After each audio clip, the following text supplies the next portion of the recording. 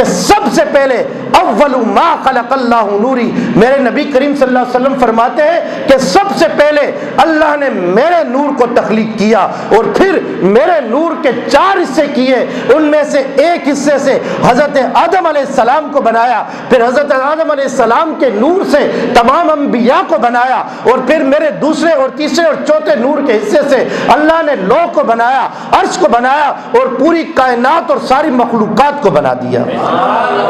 تو یہ جو جتنی کائنات ہے، اس کو اگر میرے نبی کے نور کا ایک حصہ ملا ہے اور اس کائنات کی جلوائیاں اور اس کائنات کی رہنائیاں ہم نہیں برداشت کر سکتے، تو اگر وہ نور علی نور اپنی مکمل حیت اور کیفیت کے ساتھ ہمارے پاس آتا تو ہم کہاں برداشت کر پاتے ہیں؟ چاند کی نورانیت اللہ نے جہاں روک دیا ہے، اگر اس سے تھوڑا سا بھی ہل جائے تو دنیا برداشت نہیں کر پائے گی۔ سورج جہاں اللہ نے روک دیا ہے، اگر تھوڑا سا بھی اپنی جگہ تبدیل کر دے کائنات برداشت نہیں کر پائے گی، اور یہ ساری مخلوق تو میرے نبی کے نور کا ایک حصہ ہے۔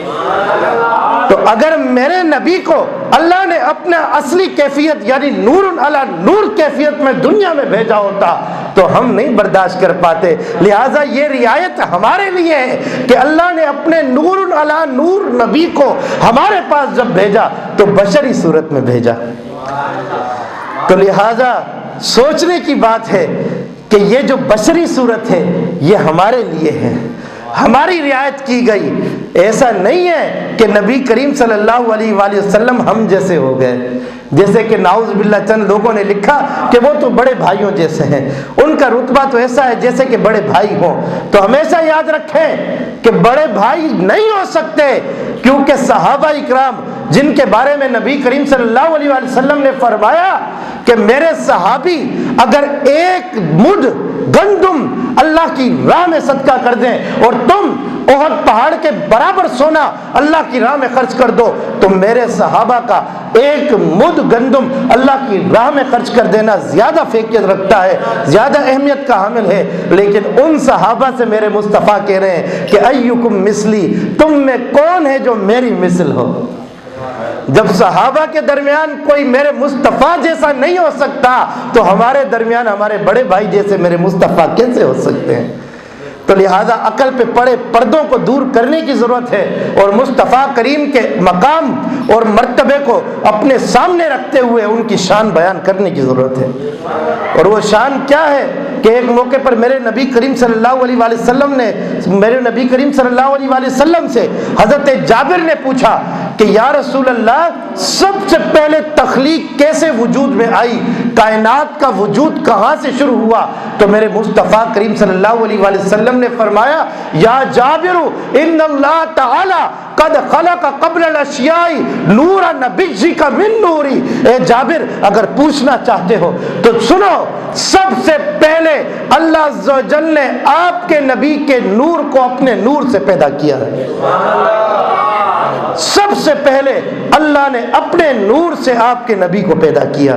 تو دوسرا سوال ہوا کہ حضرت آدم علیہ السلام سے بھی پہلے تو حضور صلی اللہ علیہ وآلہ وسلم نے فرمایا کنت نبیا وآدم بین الماء والطین، میں تو اس وقت بھی نبی تھا جب حضرت آدم علیہ السلام ابھی پانی اور مٹی کے درمیان میں تھے، یعنی ابھی آدم علیہ السلام کی تخلیق بھی نہیں ہوئی تھی، میں اس سے پہلے نبی بن چکا تھا۔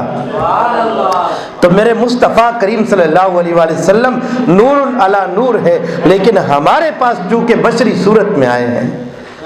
اب چونکہ جن کے عقل پہ پردہ پڑا ہے، جب ان کو ہم یہ بات کہتے ہیں کہ ہمارے نبی نور علی نور ہیں اور وہ بشری صورت میں ہمارے پاس آئے ہیں، تو اب کہتے ہیں اچھا کوئی نور بھی بشر کی صورت میں آ سکتا ہے؟ چونکہ عقل پہ پردہ ہے نا، قرآن پڑھا نہیں ہے، بغیر محبت کے پڑھا ہے۔ ہم کہتے ہیں ہاں آ سکتا ہے، کہتے ہیں کیسے آ سکتا ہے؟ ہم کہتے ہیں ذرا قرآن پڑھو، قرآن کے مطابق یہ بتاؤ کہ جبرائیل نور ہے یا نہیں؟ کہتے ہیں ہاں جبرائیل علیہ السلام نور ہے، تو ہم کہتے ہیں قرآن پڑھو. قرآن کہتا ہے فارسلنا الیہا روحنا فتمثل لہا بشرا سویا, کہ اللہ کا قرآن کہتا ہے کہ ہم نے جب حضرت مریم سلام اللہ علیہا کو حضرت عیسیٰ علیہ السلام کی خوشخبری دینے کے لیے چنا تو ہم نے جبرائیل کو بھیجا, اور وہ جبرائیل دنیا میں آئے تو وہ بہترین انسانی صورت میں دنیا میں بن کر جلوہ گر ہوئے.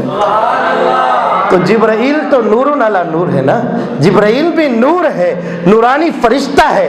وہ جب دنیا میں آتا ہے تو انسانی صورت میں آتا ہے. اور کئی موقع پر جب جبرائیل امین میرے مصطفیٰ کی بارگاہ میں آتے تھے تو کئی روایات ہمیں ملتی ہیں کہ حضرت جبرائیل امین حضرت دحیہ کلبی رضی اللہ تعالیٰ عنہ کی صورت میں آتے تھے. حضرت دحیہ کلبی چونکہ میرے مصطفیٰ کے ایک صحابی تھے اور بہت خوبصورت صحابی تھے, اللہ نے بڑا حسن عطا کیا تھا. تو جبرائیل امین جب بھی میرے مصطفیٰ کی بارگاہ میں آتے تھے تو حضرت دحیہ کلبی کی صورت میں آتے تھے. تو ہمیں یہ روایات ملتی ہیں کہ اگر نورانی فرشتہ دنیا میں بشری صورت میں آ سکتا ہے تو نورانی مخلوق پتہ چلا کہ نورانی مخلوق بشری صورت میں آ سکتی ہے. تو لہٰذا یہ آپ کا اعتراض اپنی جگہ باطل ہوا کہ نور کوئی بشری صورت میں نہیں آ سکتا. اسی لیے ہم کہتے ہیں کہ میرے مصطفیٰ نور علی نور ہیں لیکن ہمارے پاس بشری صورت میں آئے ہیں. تو